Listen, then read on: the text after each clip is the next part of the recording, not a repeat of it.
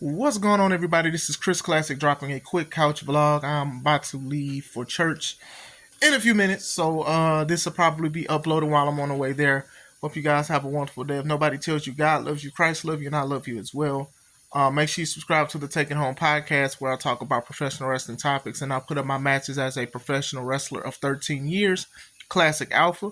Make sure you also subscribe to C3 Ultimate Wrestling. That is me and my wife's professional wrestling company. And even though we have lost control, we're doing everything to fight for it back. In the meantime, the wrestling and wrestlers still have a show May 3rd. Press Start 3 in Dyer, Indiana. Harold's private venue. Back there again. Make sure you get your tickets on Eventbrite. They are $5 off, but there'll be $5 more at the door. Bars. I wanted to talk real quick about the old school and new school ways of thinking with wrestling. Tale as old as time, it has been like when a new era or new wave of wrestlers come out and they're very successful, sometimes they shun the old way. They shun the pioneers. And sometimes in the older generation, sometimes they don't give the new wave a chance. And sometimes it's like there's no middle ground between the two. Now, I'm going to sit here and be very transparent with you. I love the old school way of how wrestling was because it was very protected. You couldn't talk to wrestlers a certain way. If you talk to wrestlers a certain way, they set you straight. Some verbally and some unfortunately physically. They have that guy, I forgot his name, he slapped a reporter when he called it fake. There are some people. I know Mark Henry even checked DJ Vlad when he did the interview about calling it fake. I don't even like saying fake when it comes to what I do. So some people take this stuff real serious because this is how they provided for their families, how they got their kids into college, how they got homes, how they helped their parents out and stuff like that, how they gave back to the community and stuff like that. So I'm an avid. One of the reasons why Classic has always been in my wrestling name is because I love the old school style. When you look at some of the older gear I used to have, the Macho Man fringe stuff or fringe things and things like that, the leather vests, that's very old school stuff. Some of my moveset, and even as Classic Alpha, to save professional wrestling. And I do feel like if more people have the older way of wrestling, I think it'll be more protected, and I think that kayfabe wouldn't be as dead as it is or dying on life support. At least that's what I say. So I'm going to say that. Now, with the new generation, there are many ways that they can get money, many ways of income and things like that, ways to promote yourself. You don't have to promote yourself. The company, you don't have to rely on just the company to promote you. You can promote yourself. You can be your own brand. You can go to many other companies. You don't have to be under a contract and things like that. People are paid to see you. You can do interviews. People can pay you. You can do a whole bunch of stuff. That's more on the independence, but even as on the mainstream wrestling, WWE and AEW and stuff like that, most people can make their own different sources of income. Now, it's good. So I can understand that. But at the same time, when you think about these newer generation stars, they are more opinionated because you have a platform. Like I'm using my cell phone as my platform to connect to my YouTube page, right? So some of these people, they say certain things, and some things that the older generation wouldn't just say like straight in public like that or whatever, or nobody would like listen to it. Like even then you can promote a show. Like back then you have to see it on TV or newspapers or the radio and stuff like that. There are many ways and stuff like that. Wrestling has changed and it will always change. But I do personally feel like the old school does get more slighted than the new school. You do have a lot of wrestlers who grew up in the old school game. They are very vocal on their podcasts and platforms and interviews about certain things. I do think most of them are respectful, but they're taken as disrespect. And then I do think there are some that are very disrespectful. I truly do. But at the same time, there's always been some sort of reverence to the old school. I grew up in an era to where you respected the people that were older. I grew up with yes ma'am, no ma'am, yes sir, no sir. Some people did not, but there's still a form of respect. You're going to talk to them. You're not going to say yeah and huh and what. You're going to say yes and no, I don't think so. But then between my era and now they call the YNs, something just happened. I do think that what happened is a lot of people had a time to express themselves. And sometimes it's not appropriate to express yourself, honestly. Sometimes you have to use logic than emotion. And I do think with platforms and podcasts and stuff like that, I do think a lot of people just grab a cell phone or camera and they say how they feel, and they can be 100% wrong. But then when you disagree with them, now they're not protected, especially when it's a women podcast. I'm sorry, it's more y'all than the men when it comes to those situations. So I do think it's a little different to where now everybody feels like they have to express themselves, and sometimes it's not verbally, sometimes it's physically. You know what I'm saying? So I will say that with social media and with certain things. Now, with wrestling, back in the day, they used to go out and swing if you had beef with somebody and still have to work with them later.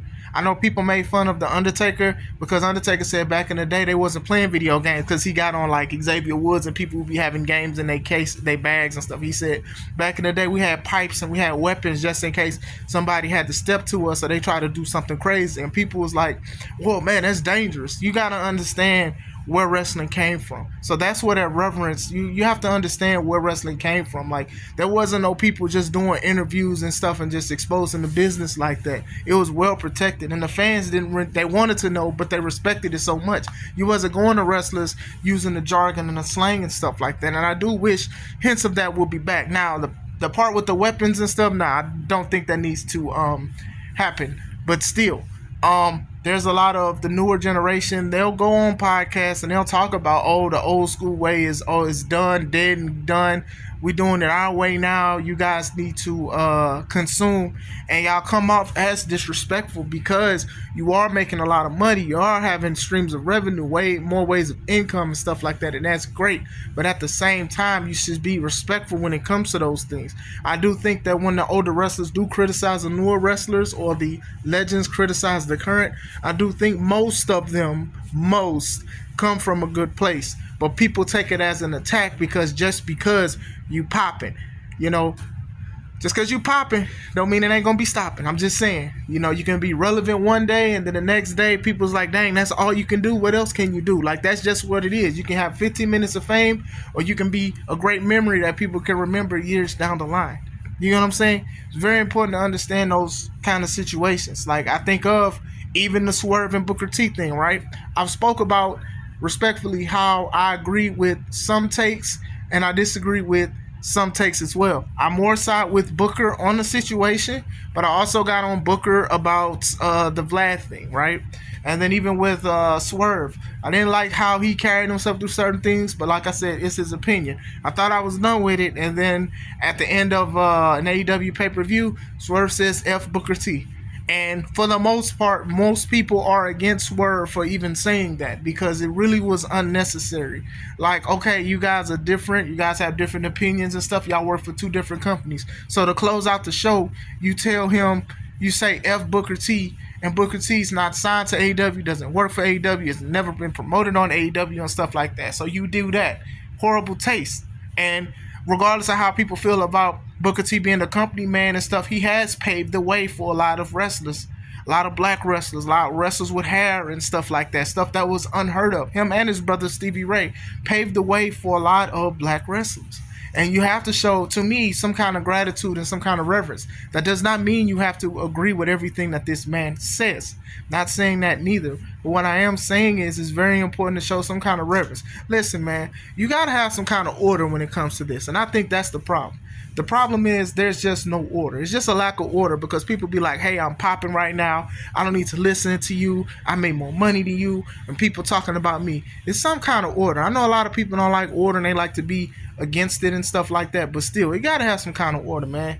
Swerve respectfully was out of pocket for that situation because you should have just let it go. Two grown men just disagree with stuff. You don't say F Booker T. Like, even when Booker T showed up to NXT, the crowd said F Swerve, Booker T, F Swerve. And that's the difference because the crowd said that. The consumer said that. The fans said that. They said that. Booker T didn't say F Swerve and then everybody just followed what he said. It's levels to it. So that's the thing about, like, respect and stuff. Even with, like, the Young Bucks, right? They literally had a book called Killing the Business. Now, I'm not going to sit here and say I blame them for the old wave now, which is crazy, for the wave of wrestling with people doing super kicks and they're not doing psychology. People are going to blame them, but they did run with it. Like, they literally said Killing the Business and stuff, and they knew what they was doing because they became a parody. And then they said there was a parody of people who do a parody of wrestlers, which is crazy to me.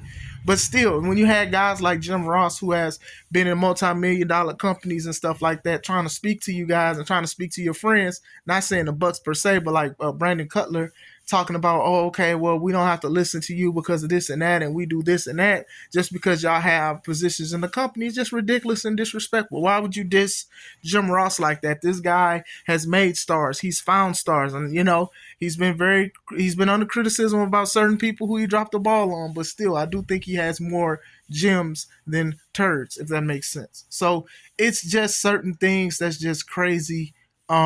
When it comes to these kind of situations, there's just a lot of things that where people should have some kind of reverence, and you can even go on Twitter and say, "Hey, you don't even have to say like I respect you, but you can say I respectfully disagree," and stuff like that. And what do you know about the business? The business for the most part, some of the stuff to watch and platforms and more companies they have changed, but still, you should have some kind of decorum and some kind of merit when it comes to it. Like I do know, like some of the old school wrestlers, they shut out everything, and like I said, my biggest thing is the lack of psychology is what turns me out of certain wrestling shows and platforms. Like it has to make sense and stuff. It has to be that. Like the way I do things is how if I'm a wrestler, what should I do to make the fans want to see more and stuff like that and be invested? But I just wanted to speak about that for a little bit. I do think the old school mentality would have wrestling be a little more consistent and more successful and more private. I mean, even now, the Young Bucks was the new wave, and now people are sick of seeing what they do. They have not changed since they've been popping and call themselves the Young Bucks, and people are tired of them. They don't want to see them. They just like y'all do the same thing over and over. And now it is a new wave that's happening. And hopefully it'll go back to the new school way. But what do you guys think? I hope you guys have a wonderful day. This is Chris Classic. Let's take it home. Say a prayer for me.